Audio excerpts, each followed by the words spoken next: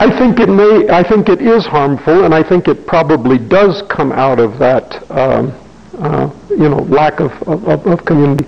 I think the also operative here, or maybe it's another way of pointing to the same operative conditions, I'm not sure, is what some sociological students of the history of religions in the modern period would call pluralization. That is to say, one of the reasons that people are encouraged to adopt the kind of relativistic position of which you speak is their observation that the conditions that allow one to assume that a given religious outlook has a universal validity, that those conditions are simply no longer present when you are cheek to jowl with other communities whose conditions of believing what they believe are fundamentally different from your own.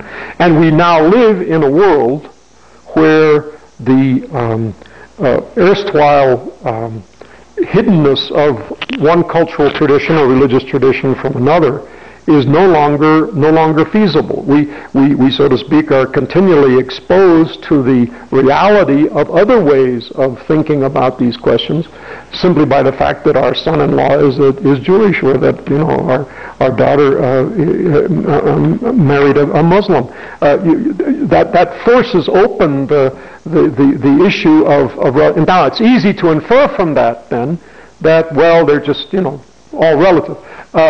But I think that's superficial. None of the religious traditions can for a minute tolerate the notion of relativity in that sense. All of them deny it. And the fact that they deny it is, it seems to me, one of the data that has to be reckoned with when you're trying to take up a relativistic position. There are all kinds of reasons why relativism is a bad idea. It's self-incoherent, among other things. But for a religious person to take that position seems to me to be a form of hara-kiri. I mean, it's committing religious suicide. You cannot be a religious relativist. That doesn't make any sense. Religion is, in principle, anti-relativistic. Religion is the claim that reality is thus and so, and because it is thus and so, your life has the sense that you believe it has.